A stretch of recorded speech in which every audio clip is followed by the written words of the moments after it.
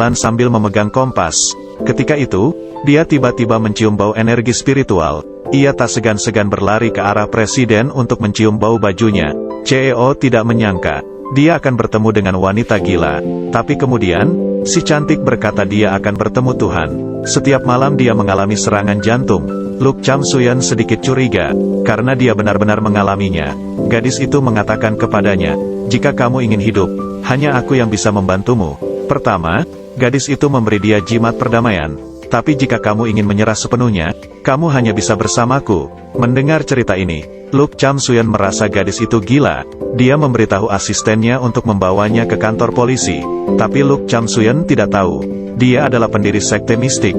Saat sedang tidur, sesuatu yang tidak terduga terjadi padanya. Jadi Nona Pong kembali sadar. Dia mengangkat tangannya untuk menghitung, dan ternyata, Nona Pong disakiti oleh ibu tiri dan saudara tirinya. Adiknya yang sakit membutuhkan darah untuk sembuh. Pada akhirnya, Pong Nguyet meninggal karena kehilangan banyak darah. Namun ayah kandungnya sangat mengkhawatirkan ibu tirinya. Dia hanya menutup mata dan membiarkannya pergi. Karena Pong Nguyet mempunyai nasib yang menyedihkan, ibu peri memutuskan untuk membantunya menagih hutang.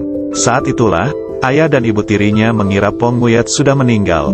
Pong Nguyet kembali mengenakan baju rumah sakit. Aku menyarankanmu untuk tidak menyentuh barang-barangku. Kalau tidak, akan terjadi bencana. Tapi, sudah kubilang jangan bergerak. Saat itu ibu tirinya takut saat melihatnya. Tubuh ini sudah terlalu banyak yang rusak. Saat ini aku harus mencari tempat yang banyak energi spiritualnya. Jadi dia keluar mencari energi spiritual dan menemukannya. Namun di luar dugaan, Luke Cham Suyan tidak mempercayainya. Keesokan paginya, dia memberitahunya bahwa dia telah menemukan seorang guru hebat. Sang majikan berkata, selama dia dan wakil keluarga menikah, masalahnya bisa terselesaikan. Namun Luke Cham Suyan tidak mempercayai hal ini. Melihat cucunya tidak setuju, sang nenek berpura-pura sakit. Tapi Luke Cham Suyan segera mengetahui tipuan kecilnya. Dia mengatakan padanya bahwa dia tidak mempercayainya.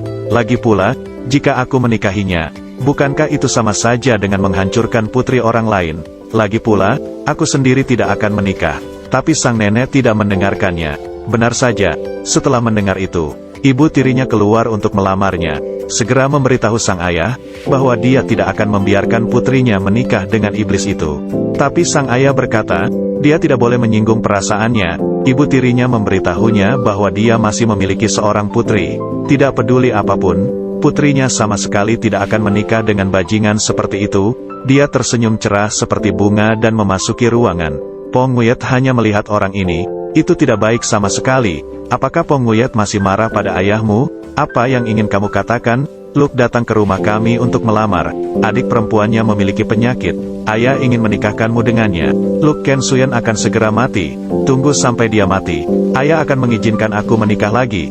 Kamu ingin aku menikah dengannya. Ini pasti bukan rumah yang bagus. Kalau tidak, kamu tidak akan datang ke sini. Aku tidak akan menikah. Apa yang kamu bicarakan? Ayah memberitahumu. Ibumu meninggal lebih awal. Ayah bekerja keras untuk membesarkanmu. Jika kamu berterima kasih kepadaku, carilah dan nikahi dia.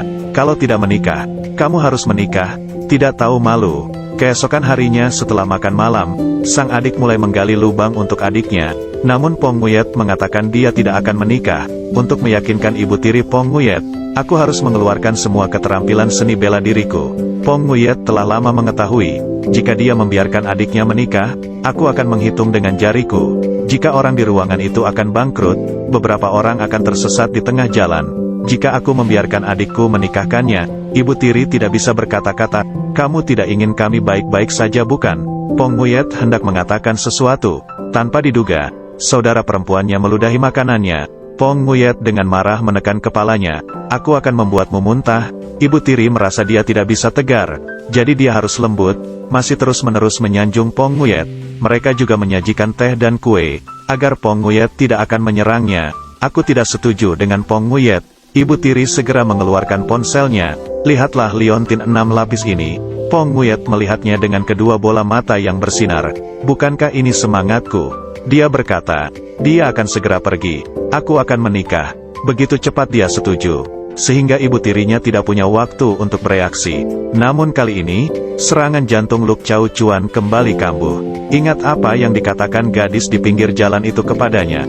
Dia segera menyuruh asistennya untuk menggali tanah seluas 3 meter, dan carikan untuknya. Aku pikir, aku melihatnya. Hai, tolong temukan dia, kamu harus membawa seseorang ke sana. Keluarga Luk memang keluarga terkaya. Mereka sangat murah hati. Keluarga telah memutuskan, untuk berapa banyak? 1000 yuan. Satu lagi nolnya. 1 miliar, bukan hanya 1 miliar. Jika proyeknya berhasil, kami juga bisa mendapat bagian kecil. Masalah pasokan juga telah teratasi. Bagus seperti itu, dan untuk keluarga Nguyet, real estate juga mencakup emas, perak, dan perhiasan. Jika keluarga Luk memberi begitu banyak, di mana maharnya? Berapa banyak yang kamu rencanakan? Terus kamu ini seperti menjual putrimu demi kekayaan. Apa yang kamu katakan? Aku menasihatimu, kamu harus tetap jujur dan mengeluarkan sejumlah uang. Sisihkan uangmu. Ayah peduli dengan apa yang kamu makan, apa yang kamu minum, dan di mana kamu tinggal. Bahkan yang dibawa seorang anak pun merupakan anugerah dari sang ayah. Tentu saja mahar tidak diberikan. Aku sudah menasihatimu berkali-kali. Kamu melihat betapa marahnya ayahmu padanya. Pong Nguyet, jangan katakan sepatah kata pun. Kamu ingin uang, kamu ingin mahar, aku tidak punya. Jadi mengapa kamu tidak mendengarkan nasihatnya? Aku sakit kepala, Pong Nguyet, bajingan kamu, aku akan memukulinya sampai mati. Ibu selamatkan aku. Kamu menyebabkan Fan Fan terjatuh dari tangga, dan itu tidak cukup. Apakah kamu masih menginginkan nyawanya? Dia sendiri yang berulah. Kamu adalah bintang yang sedang naik daun. Kata dokter di kepalaku ada bekas luka, kamu mencari kematian. Masih ingin berhati-hati, apakah kamu yang berkelahi? Jangan berpikir jika kamu menikah dengan Luk Kensuyen, kamu bisa melakukan apapun yang kamu inginkan. Telepon berdering, dengarkan dengan cepat, kategori Chengdu. Jangan berikan kepada kami lagi, kontrak dibatalkan. Ibu berkata, ada telepon lagi, ambillah dengan cepat. Halo, gudangnya terbakar. Berapa kerugiannya? 1 miliar. 1 miliar, kakak. Ayah kenapa? Ayah bangunlah. Luk Jenderal telah menemukan artisnya. Mengirim seseorang untuk mencarinya. Cepat temukan seseorang dengan cepat. Tie Suyen, kamu kembali tepat pada waktunya. Apa ini? Kamu tentu tidak ingin pergi ke toko gaun pengantin untuk memilihnya, bukan? Aku di sini untuk membantumu memilih beberapa pakaian. Kamu bisa memilihnya sendiri. Aku tidak setuju dengan pernikahan ini. Aku tidak setuju. Nenek setuju.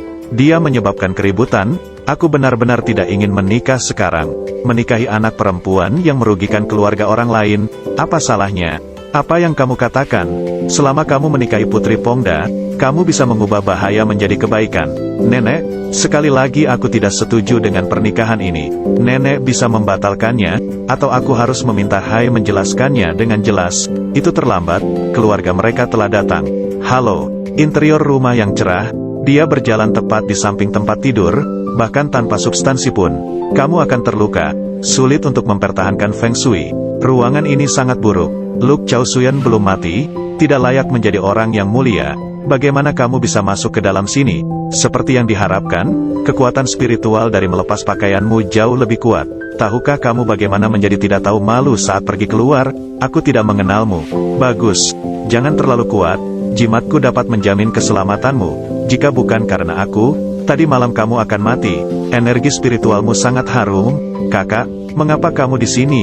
Aku hampir lupa. Kemarin Luk dibawa ke ruang gawat darurat. Aku hampir menjadi janda. Bisakah kamu berhenti memanggilku kakak? Mendengar ini membuatku marah. Kamu hanya keras kepala. Itu saja. Siapa yang tidak tahu kalau Luk Chao Suyen adalah hantu takdir? Dia tidak bisa hidup sampai akhir tahun. Pong Nguyet akan dianggap janda. Fan Fan, apakah luka sebelumnya sudah sembuh? Pong Nguyet bertanya padanya sekarang. Apakah sudah terlambat? Terakhir kali kamu memukulku, aku pasti akan membalasmu 100 kali lipat. Menunggu ke-6 orang itu meninggal, nasibnya tidak akan baik. Memang benar ketika lukanya sembuh, kamu akan melupakan rasa sakitnya. Pong Nguyet, biarkan aku membantumu meninjau. Harus dimasukkan ke dalam cangkir. Tuan Lu meminta maaf. Berdasarkan situasi saat ini, aku tidak sabar menunggu hingga akhir tahun. Ini merupakan upaya terbesar yang kami lakukan. Maksudnya masih lebih berat. Panggil Pong Nguyet untuk datang. Luk Chao Suyen, kamu harus dengarkan aku. Aku lebih baik dari seorang dokter. Jika kamu mau mendengarkanku, aku jamin untuk membuatmu tetap hidup. Apa maksudmu? Apalagi maksudmu? Ambil tubuhmu, Sangat harum, sangat harum. Jika kamu tidak tidur denganku malam ini, pasti akan sangat tidak nyaman dan menyakitkan. Tapi jika kamu tidur denganku, meskipun aku mungkin tidak bisa tidur sepanjang malam, tapi aku masih bisa istirahat beberapa jam. Oh, andai saja aku tahu kamu mempunyai pikiran kotor seperti itu, maka aku tidak akan mengirim siapapun untuk menemukanmu. Pikiran kotor, bukankah itu meminta energi spiritual? Apa yang kotor? Aku tidak ingin melihatmu saat aku keluar. Jangan berpikir terlalu keras. Mengapa kamu tidak mendengarkan nasihatku? Hai, Luke Kensuyan, dokter. Bau orang ini sangat mencurigakan. Bau darahnya sangat menyengat, dan dicampur dengan sedikit wewangian. Itu adalah energi spiritual di tubuh Luke Ken. Apakah kamu gadis yang dicari wanita tua itu untuk dipakai oleh Luke Chao? Siapa kamu? Luke belum memberitahunya bahwa dia memiliki paman. Mengapa kamu harus memberitahuku hal-hal ini? Adakah tempat di mana kamu tidak bisa bertemu orang? Daripada menghabiskan sisa hidupku terikat pada iblis untuk mengakhiri penyakit ini, yang terbaik adalah mencari jalan keluarmu sendiri. Aku menyarankan kamu untuk berdiri di sana dan tidak datang ke sini. Aku tahu kamu dan Luke Chao Suyan belum tidur bersama. Dokter, bau tubuhmu sangat manis, biarkan aku menciumnya. Paman kedua, apakah kamu baik-baik saja? Aku sudah bilang padamu untuk tetap diam, tapi kamu tidak mendengarkan. Kamu dan para penipu di luar menipu nenekku. Apa yang suci? Jangan berpura-pura denganku. Kamu tahu, saudara laki-lakiku akan kehilangan hidupnya, dan kamu ingin menikahinya untuk bersaing memperebutkan warisan. Tanda tangani kontrak ini, pembagian harta sebelum menikah. Aku tidak akan membiarkan wanita sepertimu menikah dengan saudaraku. Kamu harus menandatanganinya, atau kamu bisa mengemasi barang-barangmu sekarang dan pergi dari sini. Kamu harus membawanya sendiri, atau mungkin, aku harus meminta seseorang untuk membawakannya untukmu. Sudah kuduga, dia hanya menunggu adikku meninggal, kemudian tinggal di rumahnya, dan mengambil bagiannya.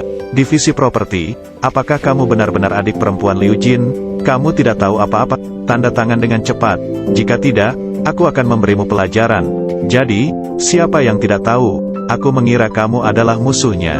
Cepat tanda tangani, aku tidak akan menandatangani.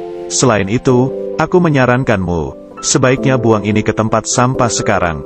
Jika tidak, maka akan sulit untuk menjaganya. Kamu berani mengancamku. Selamat tinggal, saudara perempuan.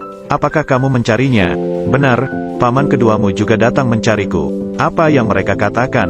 Mereka mengatakan kamu akan mati. Aku akan menjadi janda. Luke Chao Suyan, kamu ikuti aku.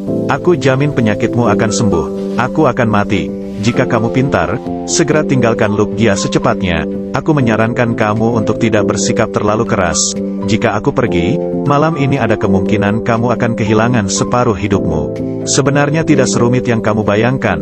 Hentikan, apakah kamu tidak malu? Keluar, buka saja beberapa pakaian. Beri aku sedikit energi spiritual, dan aku akan baik-baik saja. Keluar, bagaimana kamu masih bisa tidur? Adikku sakit parah. Aku jamin, dia tidak bisa mati. Saudaraku, mengapa kamu meninggalkan rumah sakit? Apakah kamu menghasut saudaraku, wanita jahat? Aku berharap saudara laki-lakiku mendapat masalah dan mewarisi warisan. Jika itu benar, aku akan memukulinya sampai mati. Luke Ngin, dia bukan hal yang baik. Jangan biarkan aku melihatmu bersikap kasar kepada adik iparku di masa depan. Kita akan kembali ke kamar. Saudara perempuan, selamat tinggal. Aku menyuruh pengurus rumah tangga untuk menyiapkan ruang tamu untukmu. Kamu keluar dulu. Kamu berencana untuk tidur berdua denganku. Luke bisa Suyan, Feng Shui ruangan ini tidak bagus. Apakah kamu mendekorasinya sendiri, atau orang lain melakukannya untukmu? Aku menasihatimu, kamu harus memperbaikinya, harus mengubah tata letak. Siapa? Kepala pelayan? Aku tidak bermaksud melakukannya dengan sengaja. Aku pikir itu dia, gadis. Tidak baik menyakiti orang. Itu semua karena dia sengaja tidur di ruang tamu. Dirancang untuk menyakiti kita. Saudara-saudara berbalik. Sungguh wanita yang kejam. Luke Ngin, lihat dirimu seperti ini. Jangan tinggal di negara ini lagi. Kakak, jangan bawa aku ke luar negeri. Aku tidak ingin pergi. Saudaraku, sepertinya kamu masih punya waktu 3 bulan untuk hidup. Kamu ikuti aku, masih ada waktu. Sangat harum, harum sekali. Apakah kamu takut aku akan mati dan tidak memilikiku? Benar, kamu sudah mati dan aku tidak bisa menggunakannya lagi. Kenapa ada wanita sepertimu di dunia ini? Bergantung pada cerita ini setiap hari. Aku akan mati dan pikiranmu tertuju pada hal ini. Kotor atau tidak, bukankah aku hanya ingin menghirup energi spiritual? Apa yang kotor? Kamu juga keluar. Pong Muyet, nenek kenapa kamu tidak tidur? Nenek tidak ingin tidur sendirian. Lu Ken Suyen mengunci kamar tidur. Apa? Apakah dia bahkan mengunci pintunya? Bukankah ini pengkhianatan? Nenek marah padanya. Benar sekali. Pong Muyet, jangan takut. Aku punya cara. Lihat apa ini. Kunci. Pong Muyet tetap kuat. Dia mendukungmu. Ya, nenek, aku pergi dulu. Sungguh keponakan ipar yang cerdas. Berbau harum. Luk Chow Suyen, mengapa baumu sangat harum? Aku benar-benar menyukainya. Pong Muyet, lepaskan aku. Kembalilah ke kamarmu untuk tidur. Pong Muyet, kenapa kamu baru bangun sekarang? Ayah sudah lama menunggu di sini. Melihatmu, tidak ada tempat di mana kamu terlihat seperti ayam memasuki rumah. Tidak, sangat bodoh. Istri orang kaya harusnya seperti apa? Sama halnya dengan perkataan Pong Fan Fan. Dari pagi hingga malam, jika bukan di pusat perbelanjaan, lalu di rumah sakit, atau seperti istrimu saat ini, menjadi ibu tiri seseorang, lalu mengambil tindakan, apa yang kamu bicarakan? Ketika ayam itu masuk dan keluar, dia bersedia menjadi sukarelawan. Dia tidak bisa marah seperti yang dia alami dan ibunya. Kamu harus mengerti sedikit. Ayah datang menemuimu lebih dari setengah hari ini. Aku ingin uang. Bisnis perusahaan kami sedang tidak bagus sekarang. Kamu menangis dan meminta uang dalam jumlah besar sebagai mahar. Sekarang keluarga tidak punya uang. Berapa banyak yang harus kamu berikan kepadaku? Aku tidak punya uang. Lalu di mana maharnya? Itu maharku. Kamu memberikannya kepadaku, dan aku tidak dapat mengambilnya kembali. Dia tidak punya uang. Dia sering pergi mencari Luk Chow. Dia adalah orang yang sekarat. Dia tidak memintanya. Lalu apa yang harus dilakukan selanjutnya?